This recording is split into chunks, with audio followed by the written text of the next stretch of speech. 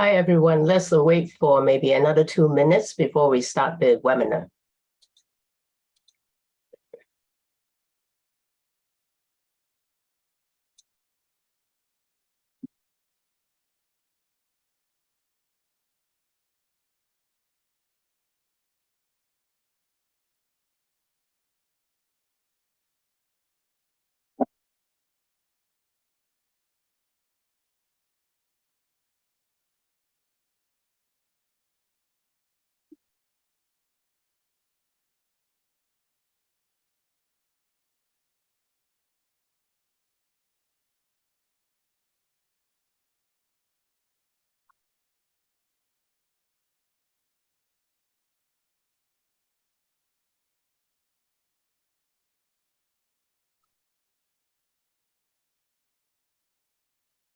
Okay, Claire, you can stop share your screen, please.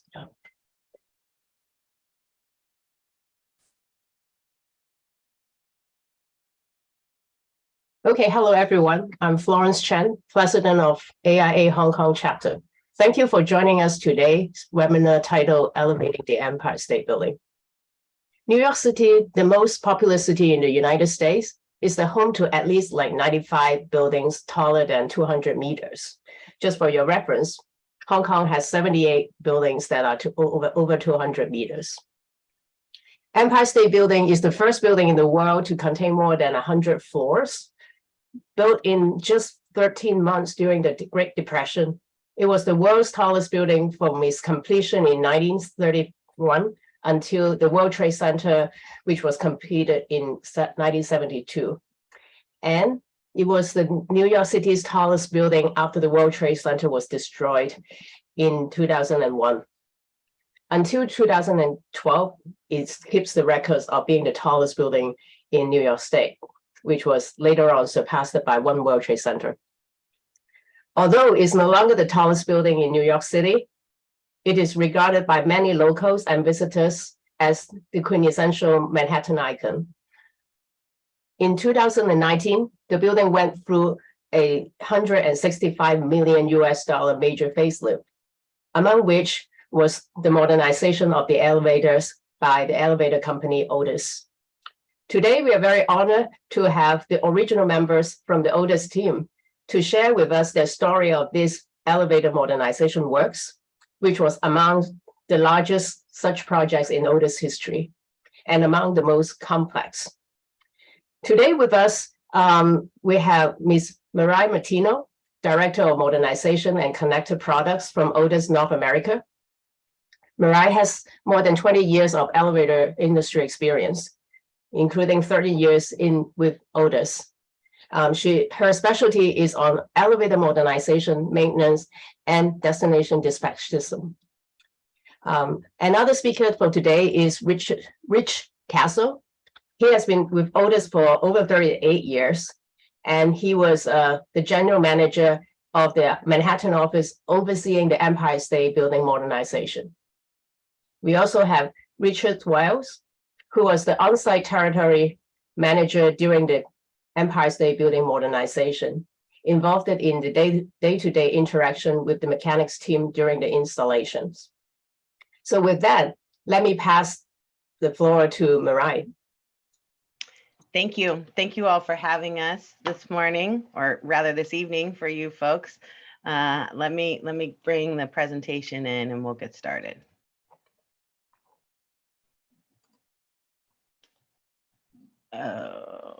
Okay. All right. Just to check, everybody can see. You can see the title slide. No, that didn't work. Wrong screen. Yes. Okay, we are good to go. So wonderful. Thank you so much for having us and inviting us to come and join you folks today. What we wanted, we just got wonderful introductions from Florence, and one of our team members, Wade Montag, has not quite joined us this morning, and so we're going to go ahead and proceed without him. But you just heard introductions from Florence on who we are from the Otis team, and we are going to talk to you about both the Empire State Project and all that it involved for us, and what it did for the actual owner and the passengers, both the paying folks that come and go to the observatory tower, as well as the tenants in the commercial space there. So we're going to talk a little bit about how that changed the building and what it did to improve the building. And then we thought we'd take an opportunity to also talk to you about some of our advanced technology products. So some of which is a part of the Empire State Building, including Compass 360, which is our destination dispatch platform, as well as some of our current connected products and how we're using that to continue to change the way folks experience the building and the elevators within the building, and talk about how that works with especially buildings with observation decks and what it looks like going into the future. So first, we're going to talk a little bit about Empire State Building. As Florence said, Empire State Building is still a very iconic building in the United States, and something that we're all very proud of. It was one of the first buildings to go up to 100 floors. We at Otis Elevator, of course, have been in business for over 169 years. And back in 1931, when the building opened, we were lucky enough to be the elevator partnership to install the original elevators. Now, even though the building opened in 1931 and this particular project started for us, the construction started for this project in 2012, these elevators had some modifications between 1931 to 2012. However, the modernization that we did, that Rich is going to talk to us about, was truly a very in-depth modernization, and it was done for a variety of reasons. So the Empire State Building, of course, is a tourist and fun amusement attraction with the observation tower there, and obviously a great place of history to go and visit. But also within the building, there is a large amount of commercial space and commercial tenants. So there was a desire to upgrade the building and retain their tenants. Now, when we talk about modernization, modernization happens for a variety of different reasons here in North America and across the world. Primarily, modernization happens to any elevator that is over 20 years old. 20 years old and beyond is typically where you find modernization candidates. Modernization obviously updates all of your major components, which elongates the longevity of the performance of those components. So it provides a longer lifespan for your elevators and improves the quality, the ride quality, and the performance of the elevators. It also, that unto itself can change the passenger experience, right? So the ride quality is smoother. Sometimes the elevators, the speed is increased, but typically a modernization does not mean we make the elevators any faster. It's just because the elevators are going from a relay-based technology to a microprocessor-based technology and all the components that we put to it, that it'll feel like it's a faster ride. Modernization also is something that folks initiate because they want to upgrade their building to green technology and be more environmentally conscious. There's a variety of ways that we do that. When you modernize an elevator here in North America, those elevators and the surrounding spaces need to be brought up to current local code jurisdiction requirements. So that can mean a variety of different things depending on the situation that you walk into. And anyone who chooses to do a modernization, it's obviously a choice by the ownership to put an investment into their building. And typically, a lot of that has to do with staying competitive in the market, making sure that they are keeping their building as a place where tenants want to reside, want to initiate new leases or move into the building, which is always a competitive situation anywhere at any time. And even more so now today, where we have a lot of new technology and new products, we find that this is driving modernization on a daily basis. So the Empire State Building had a variety of different, very specific things that they wanted to do with their modernization.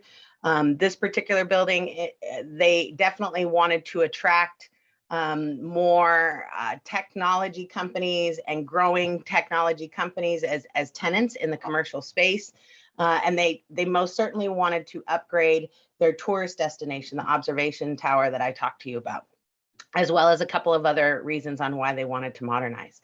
As Florence introduced, Rich Castle was part of the original team who led the modernization, and he's going to walk us through a little bit about the specifics around the particular job. And I should have said this before, and we will have time at the end, but if you have any questions about anything that we're presenting or the project whatsoever, please put those in the chat and we'll make sure to get those questions answered.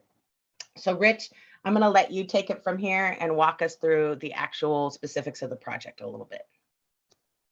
Sure. Thank you, Mariah. Good morning, everyone, or good evening. Just as a general look at the scope of the modernization of the Empire State Building, we modernized 68 elevators and 2 escalators. There's a few more elevators than that in the building that were done previously. So this was the scope that we started in 2012. We took over the maintenance contract in 2011, and the modernization began in 2012. And these are just some of the highlights and we'll talk a little bit more as the presentation goes on to some of the things that we did. Regenerative drives, our 411 controllers, which are the state-of-the-art controller at the time. Remote elevator monitoring, which again, state-of-the-art at the time. That has been changed to our Otis One platform, which we will once again talk about in some slides that are coming up. New machines that were installed, 30T and 40T. That was some of the more challenging things that we had to do, and I'll go into that in some more detail. The schedule and the manpower was one of the most challenging things that we had to deal with during the modernization. We were working 2 shifts per day, 6 days a week. And at times we had, it says here, 34 field workers. At times we had more than that there, depending on how many cars we had out of service. We, like I said, taking 2 cars out per bank and working 2 shifts on all of those banks. And in addition to the 34 field workers that you see on the slide here, there was also a restoration project going on for the building where they were restoring the hoistways. And we were involved in that work as well, but really from a standpoint of just facilitating and giving access to the people that were restoring the hoistways. So we had what we called operators on the cars, just moving the cars up and down the hoistways so they can restore those hoistways. They did that prior to us getting into the modernization cars. So sometimes there were 3 or 4 cars out per bank. We were modernizing 2, and the hoistway restoration was going on at some other banks. What's unique about the Empire State Building is the G Bank, because it shares service for the tenants in the building and also with the observatory. There's 10 cars in that bank, so it's important to keep the observatory functioning and keeping the tenants getting to their floors in an efficient manner. So that was one of the bigger challenges, to keep the observation deck operating at full capacity and making sure that the tenants were able to, to get to their floors during the modernization. You can go to the next slide. Great.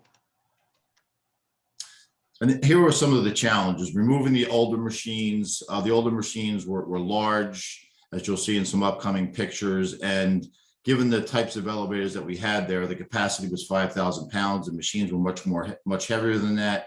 So we had to cut the machines into manageable weights and sizes and hoist and rig them down several floors to get them to the service car. In addition, when we bring the new machines into the building, we had to disassemble those, get them on the elevator again in manageable sizes, bring them up to the machine room and reassemble them. So quite challenging to do that. A lot of times in modernizations, depending on the size of the building and the machine, you can bring those machines up in one piece. This, again, a unique situation, larger machines, and a difficult logistics in that building were very difficult to get things up and down to the higher floors. Maintaining the obsolete equipment was very difficult. It was Millar CVT, which is no longer in business. So when we had parts that were breaking down, in times we were just sending it to local shops and repairing boards and getting them back up and running. So to keep the combination of the existing equipment running with the new equipment was a challenge. And then just installing new counterweight frames in an existing building where we're not able to bring anything through the lobby, which would have been very easy if we were able to do that. But given the historical aspect of the building, we weren't able to do that. And there were many engineering designs that we worked with our engineers at Otis Specifically for the mass car, we installed our Gen 2 elevator at the top of the building, and the mass car that serves from floor 86 to 102. There's an observatory on 86, which is an outdoor observatory, and there's also an indoor observatory on 102 that was completely remodeled and redone. We installed this mass car, which turned out to be a glass elevator. And the unique thing about the mass car is the door system. On some floors, and it serves back of the house for the tower, so engineering and mechanical floors. And on some of those floors, it's a swing door, just a typical push the door open like a closet door, swing door application for the doors. The original mass car had a gate. So the gate you would manually slide the gate over and then push the door open. When we modernized the car, we put center opening, fully automatic doors in. So we had to have an interface for the center opening car doors to interface with the swing doors on certain floors. So certain floors had swing doors in the hoistway, on the hoistway side, and certain floors had center opening doors as well. So very difficult to get that engineering to work, but our engineers did a great job of managing that. And the car was pretty much one of the highlights of the modernization. The ride quality specification was very, very strict, and we had to make sure that we achieved that, which we did. And then again, just replacing 1931 equipment, because this is one of the modernizations where I mentioned that they had done some previous upgrades, but this was a full scale upgrade. So we basically replaced everything during this modernization, except for the guide rails, which the car runs in, the counterweight runs in. Everything else in the hoistway pretty much was replaced. All the pit equipment was replaced. All the wiring was replaced. Any piping that was in the hoistway was removed, and new raceways were installed, new troughing, new pipe, new wire, hoist ropes were installed. So this was an extensive mod. And at the time, it was the biggest modernization we did in the history of the company. Rich, and I mean, it goes without saying that this was a very challenging modernization project for us, but I think it's also good to note that a modernization like this is not something that any ownership decides to do overnight, right? A modernization typically is a large capital investment. It's happening while the building is occupied and remaining functional. That's true for 95% of all modernization work that we complete. And so the planning for this and the contract, we have contracts are signed, but then just planning and engineering and manufacturing of equipment certainly took a long time. What's the duration? Again, just remind us from the time the contract was signed to when the project was actually complete. What was that duration again for the Empire State Building? Can you remind us that? Yeah, so the bids started in late 2009. Basically took about over a year to go through the whole bid process. There were many changes to the bid during the course of the project. During the course of the bid process, we took over the maintenance of the building in July of 2011. We ordered some material prior to that, due to lead times and things that were happening and the planning that went into this. We knew that we would take over the maintenance in July of 2011. We started the modernization. The first car came out. For the passengers, we worked on one of the smaller cars for a while as soon as we got in there. But the main modernization started in August of 2012 and continued until 2020. And a lot of that was driven by that restoration of the hoistway work that I mentioned, because that took a lot longer than the building had planned for. And that pushed back two of the high-rise banks, F and G Bank, which we didn't actually start until approximately 2016, 2017. Okay, great. Thank you. And I just want to introduce Wade Montag has also joined us here this evening with you folks. Wade is currently the director of our digital hub, so all things about connected products, and he and I are going to talk a little bit about those products as we move further into the presentation. So Rich, I'll take you back to talking about some of the equipment specifics around the work that you did at Empire State. And that is great news that Wade joined, so I'm very happy about that. Welcome, Wade. Okay, and this is just taking a look at the machines. The top picture is the existing machine. That was a DC machine. which works off of brushes and creates a lot of carbon dust. So definitely the new machine is a more green product. There are no brushes. It's very clean, very efficient, much more quiet, much more energy efficient for the building.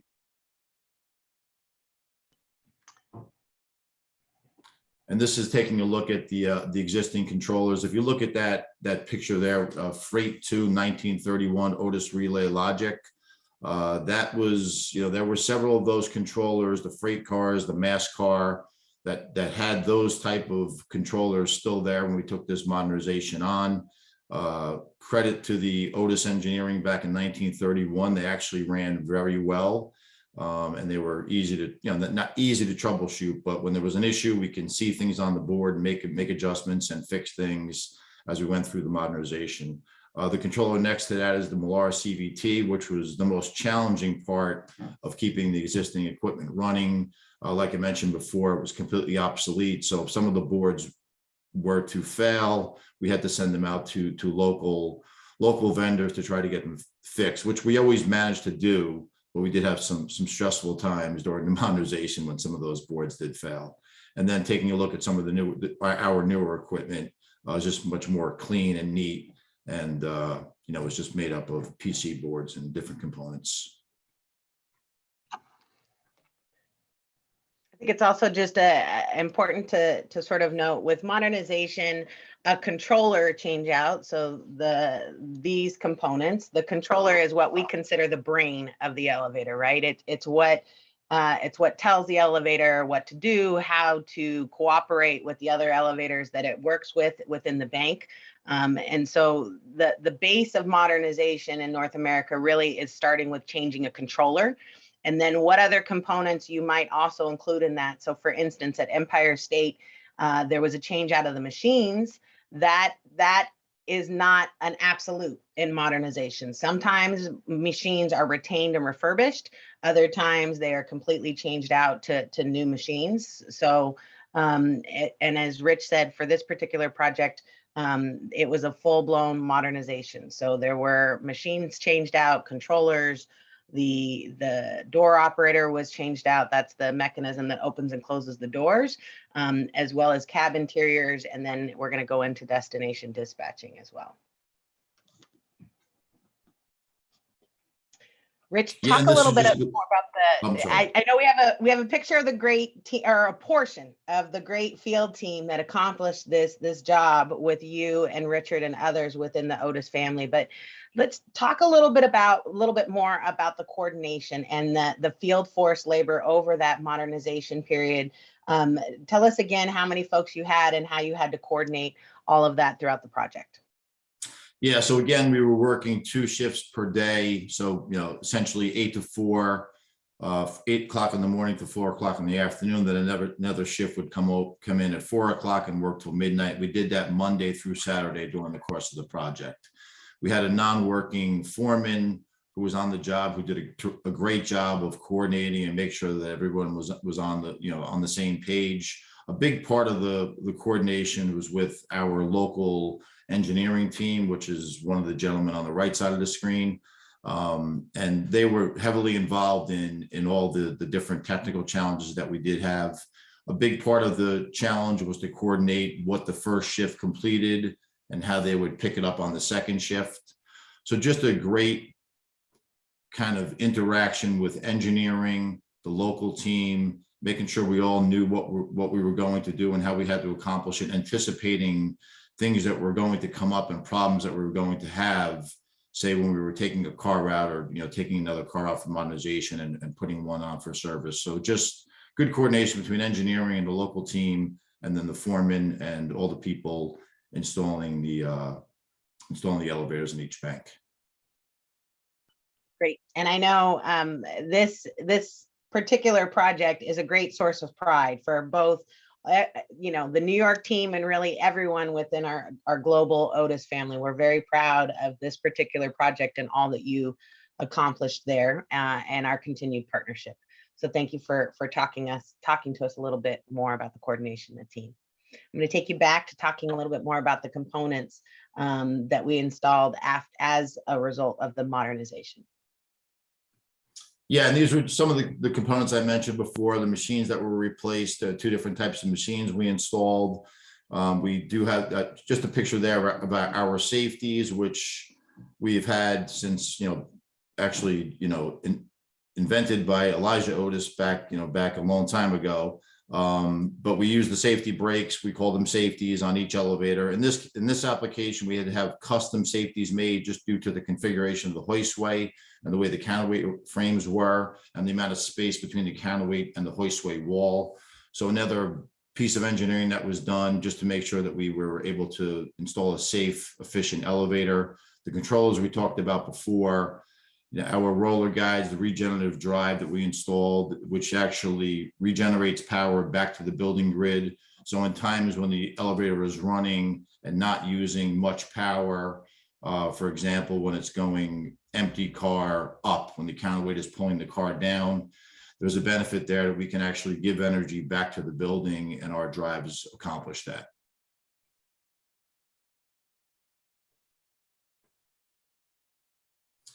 And this is just taking a look at the our Glide P door operator, which is something that kind of goes behind the scenes, and it's not very glamorous to replace a door operator. But in this application, it was one of the highlights of the project. The existing equipment was competitor equipment. It had seen its day, so the operation of the doors was not very impressive by the time that we took this modernization on. When we did replace the doors, you could tell right away that the door operation was night and day between the existing equipment and the new equipment.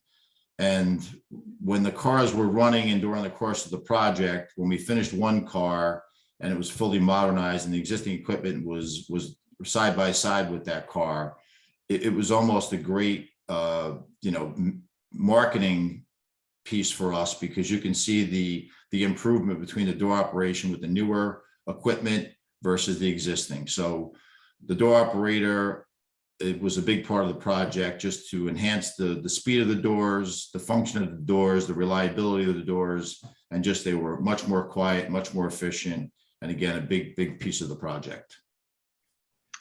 Our Glide P door operator as a piece of a modernization, Rich, you're absolutely right. It's something that folks don't see. Most passengers don't even know what a door operator is, but it affects their lives the most, right? That's what opens and closes the doors as you get on and off the elevator. It can be loud, it can be bumpy.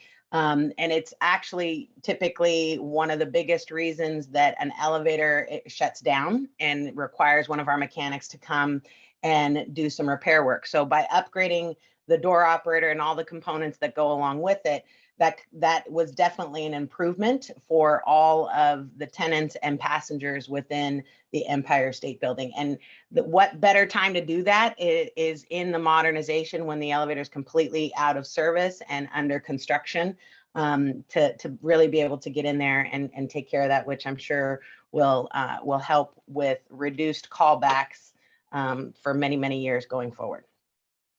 I would also say, Mariah, that one of the easiest ways to improve your dispatching performance is to take a quarter of a second or half a second out of the door times, right? So if you have a quicker door, you're going to improve your dispatching performance. It does make a big difference. Great point, Wade, which is going to take us right into talking about the additional layer of destination dispatching that was also part of the Empire State project. So destination dispatch is nothing new. This is something that we at Otis started installing in 2006. So with the Empire State Building, when that modernization was being planned in 2011, it was certainly something that they wanted to include in their building, both to become more competitive within the market space in New York City. Also just the abilities that Compass has to change the passenger experience. So I'm sure you all are familiar with destination dispatching, but if you're not, a very simple way to think about it is no longer are you pushing an up and down button, getting inside the elevator, pressing your floor, and then going on about your day. What happens with destination dispatch is there's a device in the hallway where you enter in your destination, what floor you're going to, the elevator system then assigns you to an elevator and sends that back to you and says, okay, Mariah, you're going to the 10th floor, go ahead and proceed to car A, and takes you to your destination. The system, remember I talked about the intelligence that happens and the upgrade of intelligence when you do modernization. With Compass, the elevator system is smarter. And so what it does is it looks at the system and says, okay, Mariah is going to 10, Wade comes in behind me and he's going to 20. And let's say Richard comes in right before me and he's going to 5.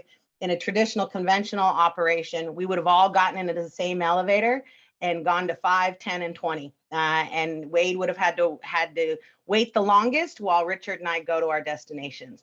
With Compass, it more than likely would have assigned us to 3 different elevators because we're going to 3 different sections of the building.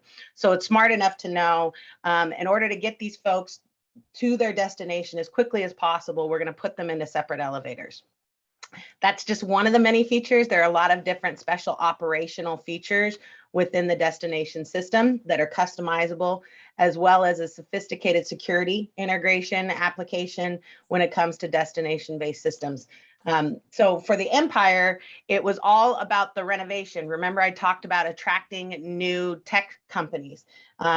We talked about just aesthetically upgrading, greener technology. Destination technology is the ultimate in green technology and in dispatching, because the elevator is smarter and takes fewer trips when moving people throughout your building. As well as this particular building has a lot of different functionalities with the tenant space, the observation tower.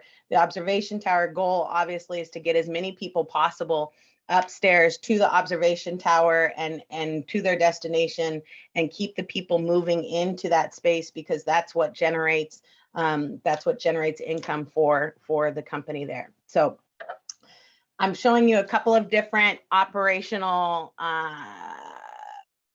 special operational features of our Compass destination system. So I mentioned to you, you can do a variety of different things. Some of the things that we've got here, and this is just part of the system, right? And our folks work with you, or with your clients rather, to figure out what best fits their situation and how they would need us to help program these things. But this is part of the destination control system, where you can have a VIP call. So if I come in and I put in a call, the elevator is not going to stop for anybody else. It's going to come pick me up, take me to my destination, and assign anyone with me. So for your high paying tenants or very important people, this is a great feature to have. You can also, if you have a construction project and want to split a car out of a group and let it operate on its own, that's just simply a programming operation that you can do, as well as other things in terms of how we access different floors within the building. Let me move us here. Here's a visual of some of our latest and greatest fixtures that go with our Compass destination system. So this is a larger touchscreen. Imagine the size of an iPad. The graphics on the touchscreens are completely customizable at each and every floor. So if you have tenants that want to put some of their customized graphics, or you want to have some messaging within the screens, you can add that to those. There's also a smaller version of this, which we call a touchpad, that is more like an iPad mini in size, and that is also a fixture. And then there's a mechanical keypad option as well. These fixtures have a responsive capacitive touch screen technology touch, much like your iPhone technology. They're very easy to use. We have an ADA function, as well as the ability to integrate a card reader and security interfacing there. The signage on the right, whenever we do destination, elevators need to have a signage, a hall sign rather than a hall position indicator. Remember, I talked about being assigned to an elevator, so this is just a version of our signage. And then, of course, you have the ability to have folks much like yourself design custom signage that we can also have made locally as it pertains to our destination system. This Mariah, signage, the signage Sorry, is also available in static and dynamic, right? And for the mod, particularly the fact that it can mount horizontally or vertically to cover existing holes in the wall is very important. absolutely. Thank you for that reminder, Wade. You know, the thing about modernization is every single project is a little bit different. And a lot of times, especially in historical buildings, much like the Empire State Building, every floor can be different. So what type of signage is existing? What do we need to cover up? What are we going to work with? Sometimes there's a lobby renovation, sometimes there's not. And so we're able to adapt to whatever is needed within the situation. And dynamic signage, we have the ability to have the elevator, when you're assigned, the elevator lights up, and then when it arrives, it starts blinking to beckon you, or it can be something where the signage is constantly illuminated, depending on how you want that to look within the building. Now, Richard, I want to take you back to when you were the territory manager for this particular project, and talk a little bit about the customer itself, so the service customer, because while Rich was managing the team that was modernizing the project, you were making sure that the service customer was continuing to get their needs met. Our contract was being met, meaning the elevators were kept running, and the transition on the in-between. So can you talk to us, Richard, a little bit about that experience with the Empire State Building and then the contract both before and afterwards? Yes, of course. Thank you, Mariah. Good evening, everyone. So as she said, I was the territory manager for Empire State Building, in charge of the maintenance operations, the field mechanics at the time. So as a couple of highlights on the slide here, we did re-sign their maintenance contract for an additional 5 years in 2021, post the original 10-year maintenance contract with the building. It is a current 24/7 service coverage operation. So there's an Otis field mechanic there at all hours of the day, 24 hours, weekends, nights, and holidays. They were able to significantly reduce their maintenance requirements and the staffing once we re-signed post-modernization. So when I started there, we did have 4 mechanics during the day. They currently have 2 mechanics now, and that's mainly driven by the reduced maintenance requirements needed for more modernized equipment. Simply didn't need the same amount of maintenance for the older, as we did for the older relay logic machines and the DC or controllers and DC machines. Everything on solid state is a lot less hands-on and labor intensive, obviously, as well as for the AC machines. So a lot of the challenges I saw while I was there was the big challenge was just uptime. So working with obsolete equipment, you didn't have new components you could order. As Rich said earlier, we were consistently sending things out for repair and trying to maintain critical components for cars that were taken out for modernization that we could reuse for the obsolete components later on. So that was definitely a challenge, especially in the observatory bank, where at the time I was there, we were still going through the modernization project in both the F and the G banks, the G bank being the observatory bank. So that was definitely a big challenge during my time there. But after everything was said and done, the maintenance, the reliability and performance were greatly increased. The building was able to realize the cost savings as far as the maintenance contract, and I would say it's a great win overall for the project.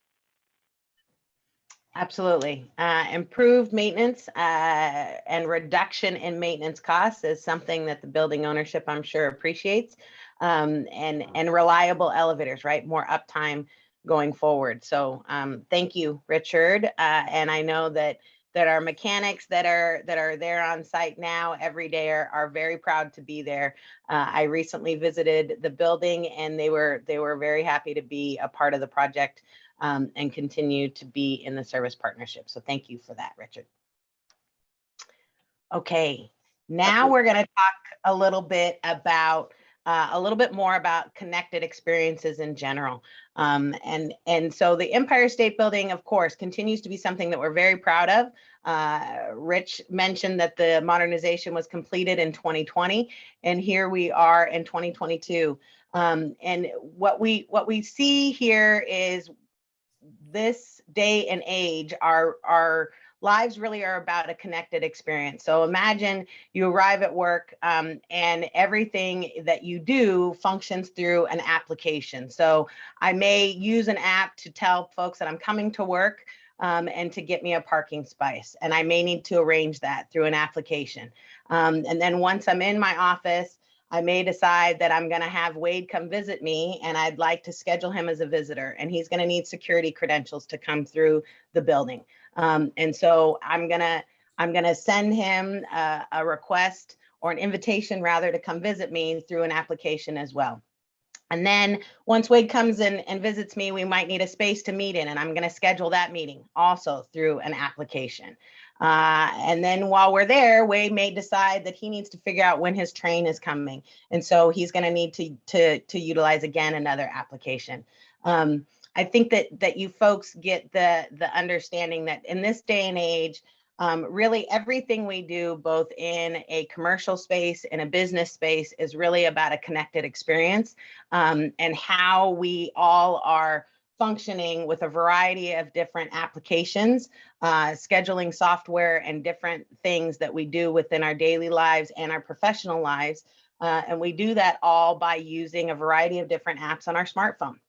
And a lot of our building owners are also now moving to a tenant application. So bringing all of those different apps that you may use throughout your day in the building, whether it's a residential situation or a commercial situation, bringing that all into one app platform. So it's easy for me to make all those plans, choices, and things that I want to do within one space. That also includes your elevators, right? Moving within a building, elevators are a critical component of that. So we wanted to talk to you about a variety of different things that we're doing with that. We here at Otis Elevator are very proud that we heard that call from our customers. Customers wanted to be able to take our information, whether it's service data around the elevator. So Richard talked about the service contract, and there's service data behind that. So whether it's your service data, wanting to take that and via API integration, integrate that into your building management applications. We have a API interface to do that, as well as we have what Wade is going to talk us through now is our ability to actually call the elevator with your phone, to have a truly touchless experience with eCall Pro. When you have Compass destination in the building, you can also add eCall Pro to be able to call your elevator. You can add robots to your building. We can do a variety of different things with that looking forward. So we're gonna show you some of that. Wade, this is a little bit about one of our robots. Can you tell our group what this is and how this might be helpful in a building? Yeah, so as Mariah mentioned, we now have an API that allows robots, various different robots, to utilize the elevator system. So it's an API allows the elevators to call the elevator. If they have Compass, the building can designate whether the robot is going to use the elevator by itself or allow passengers to be in the elevator at the same time. But we're partnering with a lot of different robot companies globally to accomplish different things within the building. They're delivering meals, they're delivering medical materials in hospitals, beds and linens in hospitals.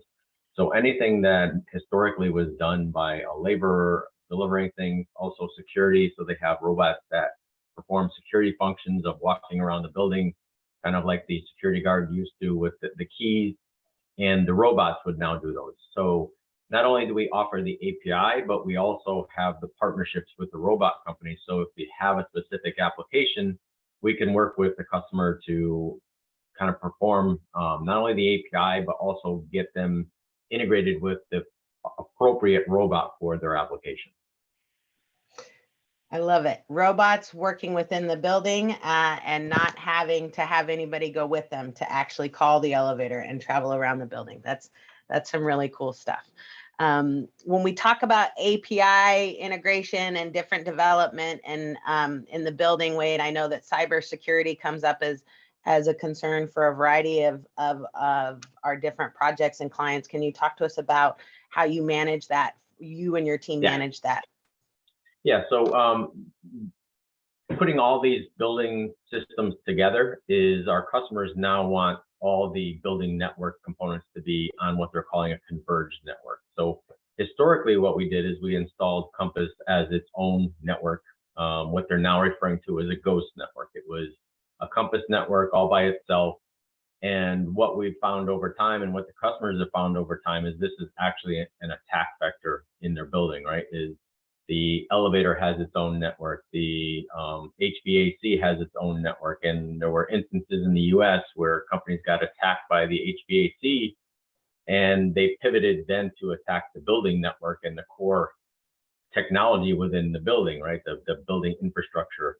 And that's a big risk. So a lot of our customers now are going to a converged network where they actually want our products on their network. They want to be able to designate what IP addresses we have, and they want all of our products to be the latest kind of network topology. So DHCP, IPv6, and that means all of our products have to be very cyber secure, right? And we're constantly updating that. We're constantly evaluating the risks of those.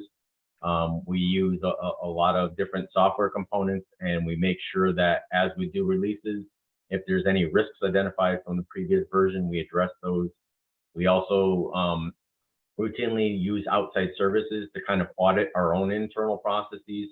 But it is very important because it's very important to our customers that our products are cyber secure. We're going to walk through a few slides around eCall Pro. I'll walk you through the slides, Wade. Okay.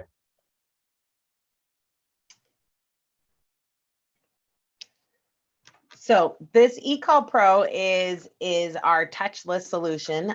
We are able to integrate with a variety of different third-party security companies, or do this without any security integrated whatsoever. So our system is flexible, and it's the way for folks to call their elevator with their phone, right? So you don't ever have to actually interact with the elevator fixtures whatsoever. It operates through Bluetooth technology, and we also have the ability to schedule those calls ahead of time. And now, if you have a turnstile in your building, which they do at Empire State Building, you actually go through the turnstile just as you normally would, but you can receive your elevator assignment either on your smartwatch or on your smartphone. So as you go through the turnstile, you would know which elevator you would need to go into. So your call is already dispatched as you're going through the turnstile, allowing you to be as efficient as possible.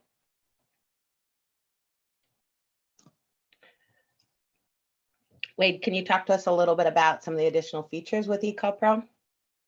Yeah, as Mariah mentioned, we have a long history with Compass of being integrated with different access control companies, and over the course of the almost 20 years now that we've had Compass, we've integrated with probably at this point 70 different access control companies globally, and eCall Pro integrates with those as well. So eCall Pro is a partnership with Braxos, and they specialize in writing connectors to access control companies.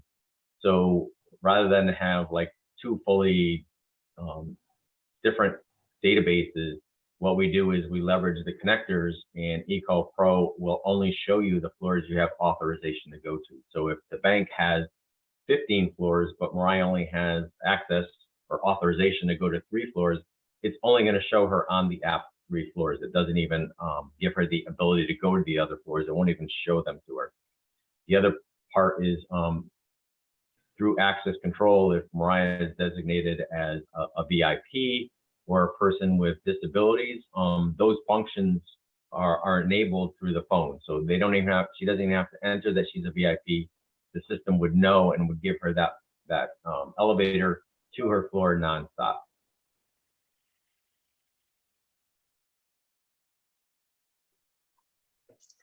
Yeah, so as Mariah mentioned, we have a number of APIs within Otis. The thing to understand is what is the customer or the building looking to do with the information, right? What information do they want? Because we have a number of them. We have an API to Otis One to give you more information about like how your elevator is running. We have the eCall Pro API, which allows the building to then integrate the eCall functionality into the building tenant experience app, which Mariah mentioned before. So ability to enter the building, schedule floors. And the other important thing that the building is using it for is to communicate to their tenants, right? So if they have specials, if they have an event that evening that they want people to know about, they're using this building tenant experience app to communicate that to the customers. So I have one of our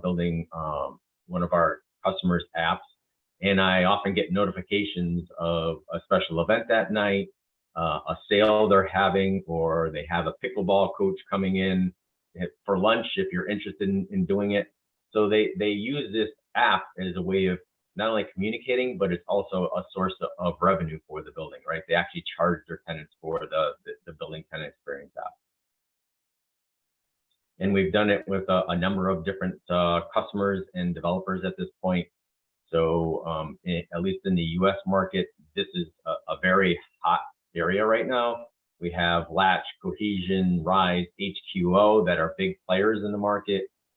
Related just purchased HQO. So we've integrated with all these different companies or in the process of doing it to provide all these experiences. So you could see from the Related app, you can actually schedule a helicopter to bring you from JFK back to the building. So you don't have to sit in the New York traffic. Well, thank goodness. That coupled with VIP operation is the experience I want to have when I visit 30 Hudson Yards. And then we're also integrating it at US Bank Tower. Silverstein has a building tenant experience app there. So we're going to integrate it there. I think are we going to go to the next slide with kind of what we worked with on Silverstein with US Bank Tower? So you want me to cover this, Mariah? Yep, that would be great. Okay, so one of the problems they had at US Bank Tower is they had this sky lobby. It was, I think, floor 53. People would have to go up to 53, and then if their floors were like 50, 51, they'd have to go down. So you could actually sort the visitors to the building because they'd be lost on that sky lobby. They would have to, with hall button systems, they would go up there. They couldn't find which elevators they had to go to. It didn't make sense to them. They had to go down. They thought they had a missed operation. Why do I have to go down to my floor? I already came up. So what we did is we worked with Silverstein to address this issue. We renamed the sky lobby the Vista floor. And by the use of eCall, the customer no longer knows they have to go up and then go down. They just put in what their ultimate floor is, 49. The system through the app will take them up to the Vista floor. And then once they're on the Vista floor, it'll actually tell them which elevator to go to. And they don't even realize until they actually feel the motion that they're going down to their floor. So it helps the building not only from the passenger experience perspective, but it helps Silverstein because they had a very difficult time renting those floors below the sky lobby, right? Additional revenue for them because that has historically been a problem for US Bank Tower and renting those floors. No one wanted to have that experience and no one wanted to have that confusion in the sky lobby. The US Bank Tower is also another building that has an observation tower with a high-end restaurant up at the top of the building too, right? With only 2 elevators that serve that space. So I know the renovation also helped, as well as implementing destination dispatch in this particular building, helped to funnel those particular folks up to the top of the building for the restaurant and the observation tower as well. Yep, that's certainly becoming a trend, is additional revenue to the building by having these observatories. US Bank Tower, 30 Hudson Yards has the edge. So it's a lot of additional revenue for the building by having these observatory areas. So go ahead, Wade. Go ahead. Okay. So the next thing we wanted to cover is we have our next generation of dispatcher, and what it actually does is it utilizes artificial intelligence and machine learning, and it actually will learn your building traffic. So these are all microservices that run on our EMS PC. And what the system will do is it looks at your historical traffic. It uses that information, like when you do a Google or a YouTube search, and it optimizes the dispatching parameters. So when Mariah does a search, she gets a different result than I do, right? She gets lipstick and other things where I get sports results when I do a search. But what our algorithm does is it actually learns the traffic and it optimizes the parameters based on that specific building's traffic. It also takes artificial intelligence like Uber does when it predicts what the cost should be for a specific run, and it predicts what the traffic will be, and it positions the elevators better based on the actual building traffic and what it's predicting it will be. Now, Wade, The I know final we're coming up on time, but if I'm just gonna go to the OptiSense video and let you talk about it as we run the video. Okay. OptiSense is like the third piece of this. And what it does is we have a millimeter wave radar sensor in the signage, and it will actually detect how many people are standing in front of elevator A, B, or C. This is kind of the one weakness of destination systems is one person enters the call when 5 people are going to lunch, and the system doesn't know that 5 people are standing there. With this millimeter wave radar sensor, which is just located in our signage, we can actually detect how many people are standing in front of elevator A. We can detect if they have a cart taking up volume in the car, so that the dispatcher will no longer assign additional people, and the elevator will never show up fully full, and the dispatcher will now have information about how many people are there, so we can better dispatch. This is absolutely an improvement for destination dispatching. Thank you, Wade. Now, just as Wade talked about a continuous journey in destination and adding in AI intelligence into a variety of our different systems, the same can be said about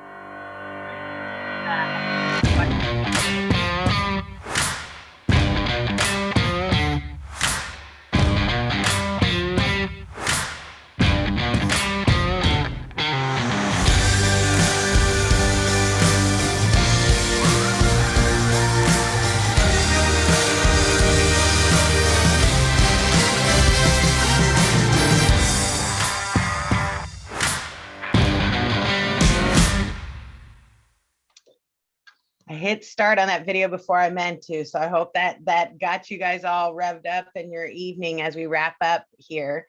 Otis One is our new level of remote monitoring technology. So Otis has always been a leader on monitoring the elevators, allowing us to know when to come and take care of certain parts and components, or when the elevator is shut down.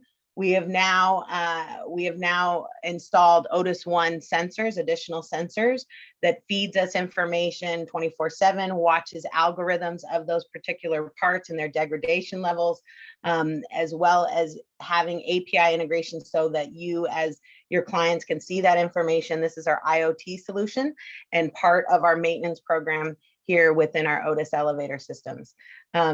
So folks, I know we are right at time and we are right at our very last slides, but what we wanted to leave you with is we have a variety of products and connected solutions for your passengers within the building. The building, Empire State, it allowed to upgrade the renovation for both the tenants there and their experience. They were able to attract LinkedIn and other tech companies. And of course, it is one of the highest rated tourist attractions to come and experience the observation deck, and allowed them to do a lot more social media presence and sharing and market themselves in that particular way. So we went through a lot of information, Florence, and I'm hoping that there weren't any questions in the chat because I didn't see any. I'm not sure if there were, but we're happy to address them if there were any questions. Wow, thank you. What a show that you guys have put on today. Thank you so much for everyone. So if you guys have any questions, please leave it on the Q&A chat box at the bottom. I think we could entertain maybe 1 or 2 questions. So while we are waiting, maybe I can also ask the questions. Actually, I have a lot of questions, but one is, if I were the building owner, okay, and I have a building that maybe about 40 years old. I mean, how do you decide and assess if you need an upgrade for the elevators? I mean, what are the criteria? I mean, of course, I mean, if you upgrade it, it will be better. But then there is always a balance about the spending that you have to do, and also the disruption to the surface while this upgrade is going to take place. So I'm just curious as to how you guys are all experts on elevator. What are the criteria, or how do you assess that? I think a lot of it stems from, it can be a variety of different things, Florence. So if you weren't wanting to do a full renovation and change the experience of the building, I mean, that's trigger number one, right? Which happened here as part of it. But let's say that that's not a concern for you as the building owner. A building that's 40 years old, you have relay-based technology, and it's going to require more repair time when things go down. Us being able to source parts and replacement pieces for elevators that are 40 years old. So something goes out and we need to replace it. It's not necessarily readily available for you when the elevator is 40 years old. So I'm going to have to call you back and say, Florence, it's going to be a month until I get those parts, or 2 weeks. I mean, month, I'm being exaggerated, right? Whereas if you had our newer system, we have things either on site or available for you in 24 hours. And truly, it has to do with the performance too. When you ride an elevator that's 40 years old versus something we installed yesterday, you don't have to be an elevator engineer to feel the difference in the ride quality as well. So over time, that starts to become evident from your passengers and yourself, just as one of the owners. But it's definitely something that we help them plan for. I mean, no modernization happens overnight. It's typically a capital investment that can be planned anywhere for, I've seen modernizations planned within a 1-year period. I've seen some modernizations take 10 years to come to fruition with budgeting and planning. And then a lot of times there's no way around the downtime though. Let me also say that. A lot of folks will say, can you just take it out of service during the day and give it back to me at night? And the answer is no. Once we take it out, I sort of have to finish the brain surgery before I give it back to you. I can't just do a little bit every single day. And so a lot of times when they plan to do that, they take that opportunity to do other things within the building, a lobby renovation, building on a different floor or adding in an amenity space. They take that opportunity to do other things within the building as well. Thank you. Mariah, I think the other piece is the way we're doing modernizations now is if we have a 6-car group, we'll take 1 car out of service, put the other 5 cars on Compass, and then that hides the fact that you have 1 car out of group. Because of the improvement in performance, the customer a lot of times won't even notice the degradation in performance because Compass improves performance enough that we hide the fact that one of the cars is out of group. And then that was one of the questions I tried to answer in the chat is we have the ability to put Compass up front on our historical controllers and many competitor products. Good point, Wade. Yes, thank you. We have some question here from Christians. In addition to the interesting new IoT apps, were you able to decrease waiting time and or increase the speed during the Empire State upgrades?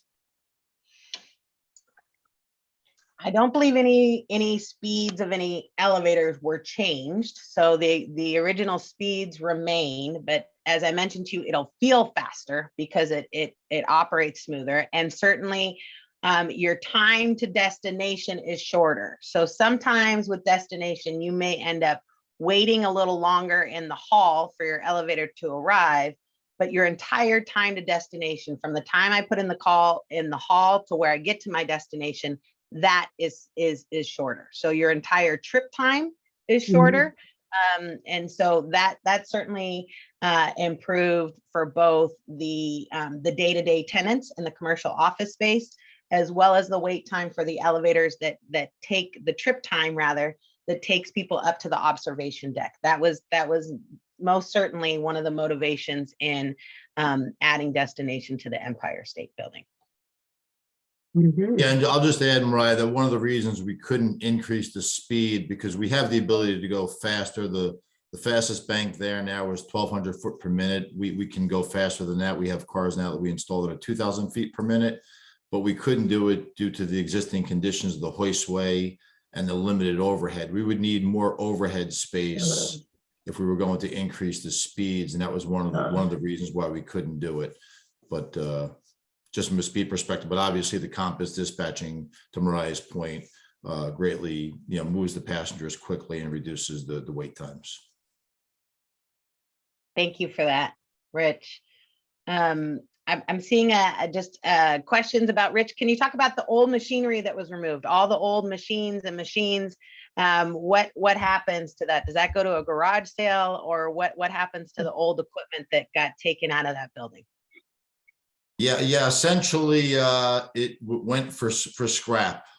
We took it all apart. We removed, like I mentioned before, we were unable to do any burning in the building, obviously, because it's an existing building. So we had to use, cutting materials, saws, some manual, some power tools, but cut the machines down to manageable sizes. There are some fields in there and some copper that has some value. That all went back to the project. We partnered with a scrap yard and made sure that we had pickups. We actually had a dumpster there full time, where we were always bringing down materials, machines, different scrap material, and then they would come pick it up every couple of weeks, and it would go back to the project. Excellent. I think it's always interesting with mod, because that's one of the challenges in any modernizations, but especially this kind of project, right? It's large pieces of mechanical equipment that need to come out of the building, but remember, the building's fully functional, right? So trying to not be disruptive and get rid of that. The other question about, so eCall Pro is not something that's in place at Empire State quite yet, but the question about whether it might be difficult for an abroad visitor to understand the eCall Pro if you're not a day-to-day user there. Any building that has eCall Pro integrated into it, whether it's in the tenant app or not, you can also still function with the elevators with a traditional security credential or a visitor's badge. So you don't have to use the touchless option. It's just an enhancement and an option to have. And visitor management isn't currently a function of eCall Pro, but it's going to be in the next revision of it. So what it will do is it'll allow a person that has the eCall Pro app to, if Mariah is coming to visit me for the day, I send Mariah an email, which will have a QR code, and then Mariah would use the QR code at the turnstile to get into the building and get assigned to the floor. So that's not currently a function of eCall Pro, but it's in the next generation planning. Thanks, Wade. Great. We have installed Compass on Schindler TXR5s in a building in New York, and we have a couple other ones that are in the process of being bid.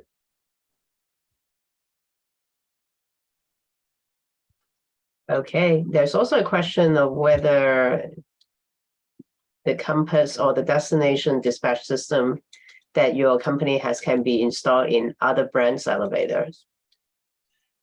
Yeah.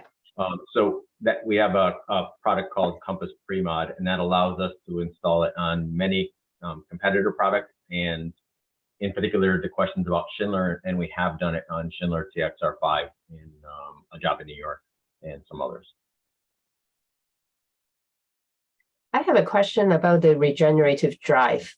We have been hearing a lot about how it can take advantage of the movement of the elevator, able to generate the electricities, going back to the building. To what extent, what kind of magnitude of it electricities are we talking about, especially in the case of the Empire State, when you have like 67 elevators in action?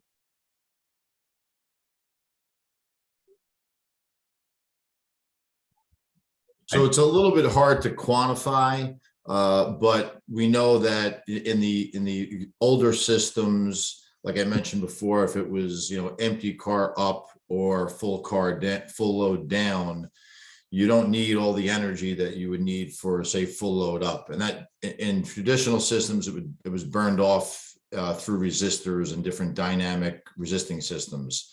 Now we're able to generate that back to the building. Really, the only way to really quantify it is to do a before and after study, which the Mhm. building did. And there's percentages and numbers, and I know that they improved, but I don't know exactly what those numbers are.